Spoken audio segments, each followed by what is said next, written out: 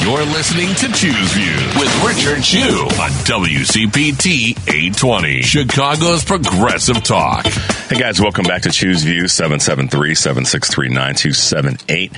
I will not delay the direction we're going right now and introduce to you guys the one and only, our Lieutenant Governor, Juliana Stratton from the great state of Illinois. Good morning, Madam Lieutenant Governor. How are you today? I am doing great, Richard. Good morning to you and to everyone. How long have we been talking about doing this? Way too long, but we got it done. But we are here today, and I'm so glad to be here. Thanks for having me. Thank you for being on the show. We met back in 2018 when you and Governor Pritzker were running for office and won. And then we had a chance to re-see each other back in March, back up and when we were at the McHenry County Dems event. And you gave that lightning bolt speech. And my wife said, well, I knew she was something else, but wow. Well, that was a great event, and I always love traveling to the various counties, all 102. I'm trying to make sure I get to across the state of Illinois, and it was great seeing you there. Absolutely. Well, listen, our conversations and have always been about substance, and I appreciate what you've been doing for the state. And so many people that I've talked to and told that I've had the opportunity to meet you and talk with you, everybody just affirmatively smiles and affirmatively head nods. And I say this, and I've said this to you personally, one-on-one, and I say it on the air.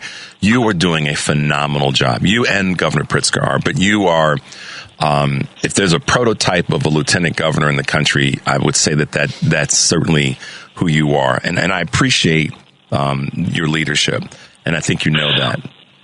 Well, you do say that, and I appreciate that. And, I love the state of Illinois, but I really just love the people of Illinois. And it's an honor to serve alongside Governor J.B. Pritzker, someone that I believe has been the greatest Illinois governor of my lifetime. And I believe he's the best governor in the United States of America right now. But it's, we kind of came together with a real focus on wanting to uplift communities across our state, and we rolled up our sleeves and got to work, and that's what we've been able to do, from raising the minimum wage to protecting reproductive freedoms to making sure that we protect LGBTQ plus rights and also create, fiscal stability in our state. 6 consecutive balanced budgets, 9 credit rating upgrades, paying off our bill backlog, all of those things that are so important to be able to do the work that we set out to do, the progressive values that we wanted to see carried out. So it's been a real honor and joy to serve the people of Illinois. It's been great. And you talked about some of the care issues, as I'll package it. You guys made Illinois a place for folks to come to when they were told that you can't do certain things. And you know what I'm talking about in terms of women's reproductive rights. He said, wait a minute, this is your second home.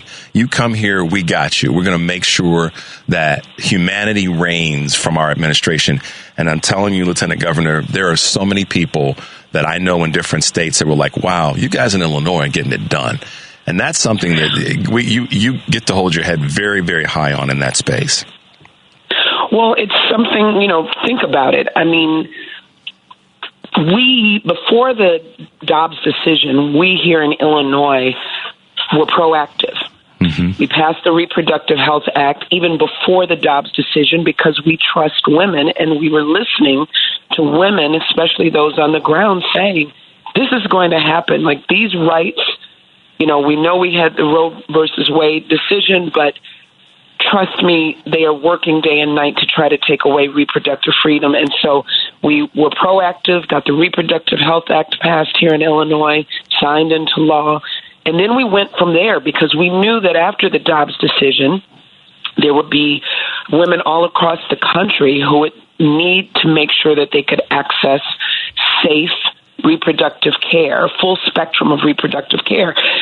But here's the thing that I always have to remind everyone, Richard, is that while we have become an oasis and while that is so important, and I'm proud of the work that we've done here in Illinois to be an oasis for those who are in need of care, just think about how many can't get here.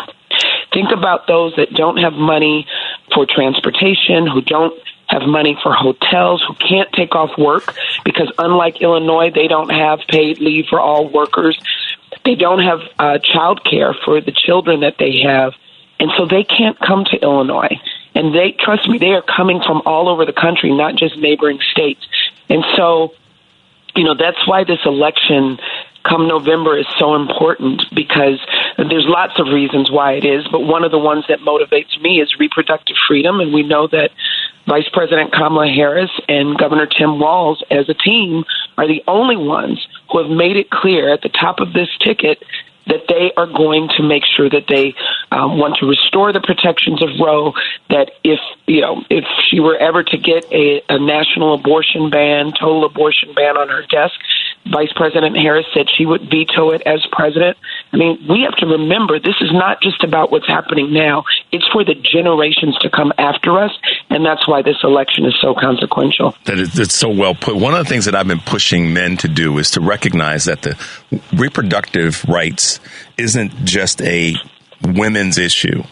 Women's healthcare issue isn't just a women's issue. It is a family issue. It is important that men lean into this and recognize that this impacts our lives up and down the gender scale.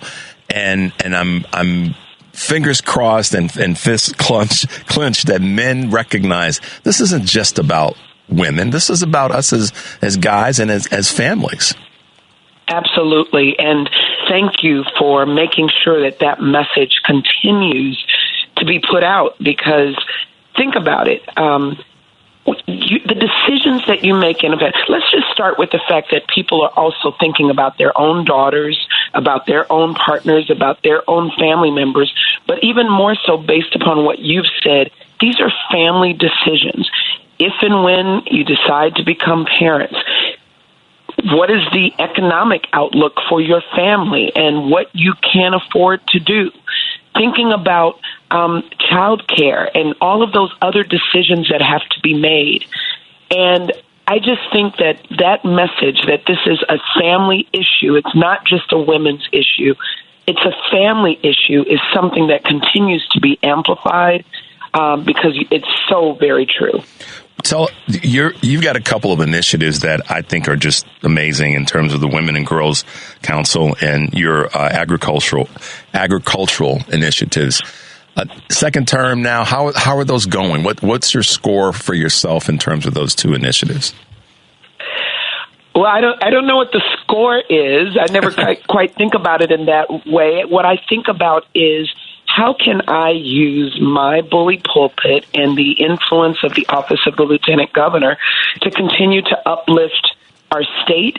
And honestly, the governor and I have a role of making Illinois the best state in the nation for women and girls. So I am the chair of the Illinois Council on Women and Girls.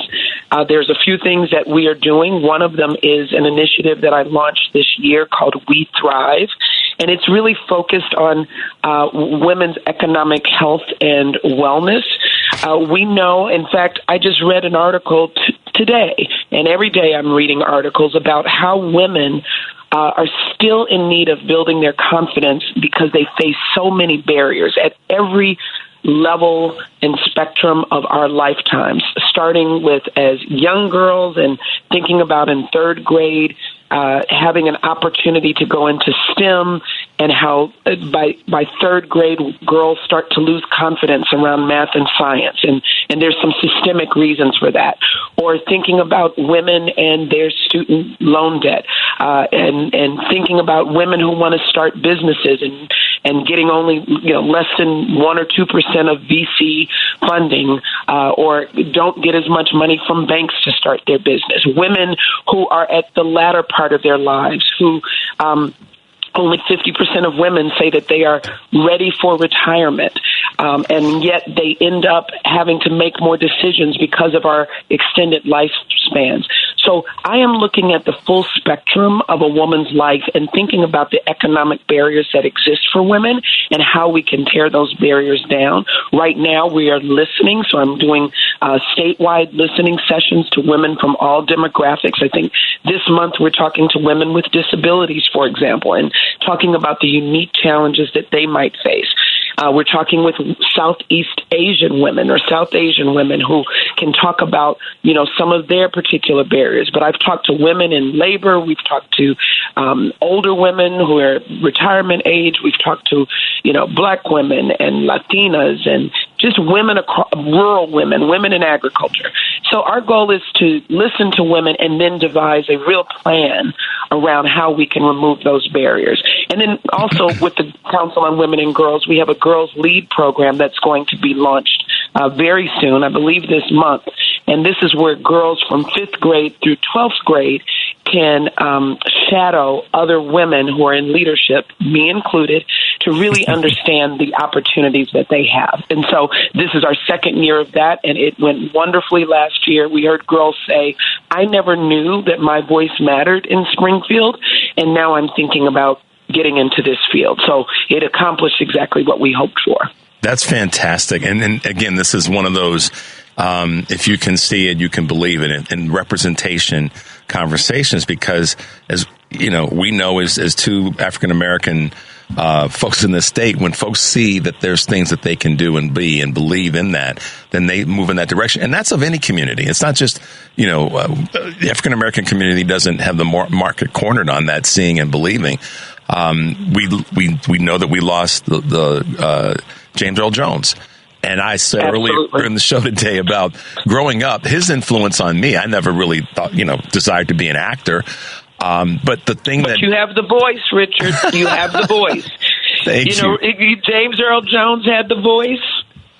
God rest his soul, and you have the voice. So it's exactly what you said. Representation matters, and sometimes you don't even know what's possible until you see it. I'm the first Black lieutenant governor of the state of Illinois, and there's so many people who come up to me to talk about not, certainly elected officials, but also others who just say, I had never seen someone in that role, and now I understand what's possible for me or for my daughters, and it's an awesome responsibility. That's great. That's a great way of putting it in terms of the responsibility. So as we wrap up, because I know your day is busy, I wanted to ask you two final questions. What is the rest of this year? We know we have the election coming up, and that's in face front for everybody right now. What are your goals as lieutenant governor as we get through the rest of this year? And I know that the election is a part of that, but what are some of the things that you and Governor Pritzker have on your dartboard right now? Well, thank you for acknowledging that the election is part of that. Of course, that's not part of my official duties as lieutenant governor, but it is something that is at the forefront of my mind, making sure that we are successful with electing Vice President Kamala Harris and Governor Tim Walz and Democrats up and down the ballot come November 5th. There's just so much at stake.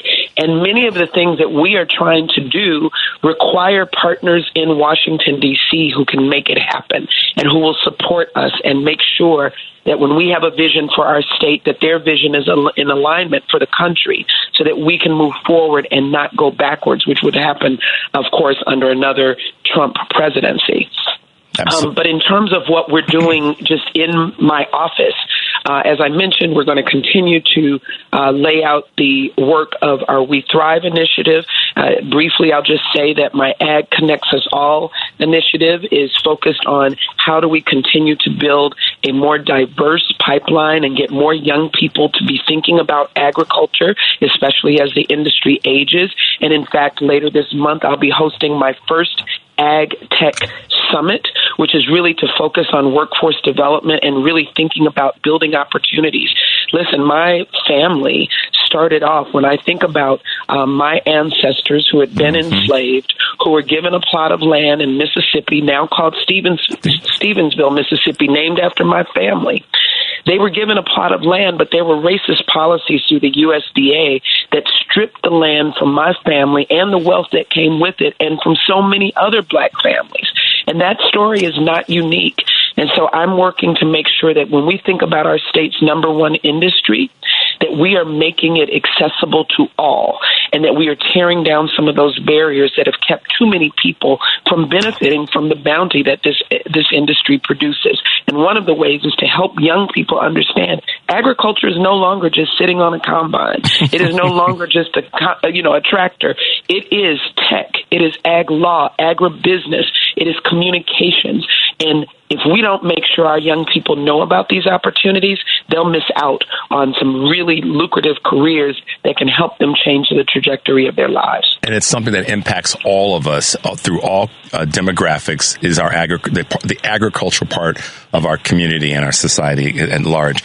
So, Lieutenant Governor, thanks for being with us, and a big high five and hug to you for all the work that you're doing. How can folks, if they don't already know, how can they find you, and how can they get involved in the work that you're doing as our Lieutenant Governor? Oh, I would love that. As a restorative justice practitioner, I believe the wisdom is in the room. And so the best policy is made not for people, but with people and by people. So if you're interested, please follow me on social media. You can find me at LTGOV Stratton. That's my handle on X, on Instagram, on Facebook, also on LinkedIn. And on the other side, you can find me at Juliana Stratton, and I hope that you'll follow me. But you can also reach out to my office. Just look for my website. There are lots of opportunities to get engaged, including our councils, some of which I talked about today. And I certainly look forward to seeing you in your communities. Thank you, Lieutenant Governor Juliana Stratton. A big smile on my face because I'm just thrilled that you're with us this morning. Thank you for taking the time. We got your back. You know we do. And we hope that we hope that you'll be able to come back in the future. I hope you'll have me back, Richard, and have a great rest of the day. You too. Stay safe. We appreciate your work. Bye-bye. Bye now.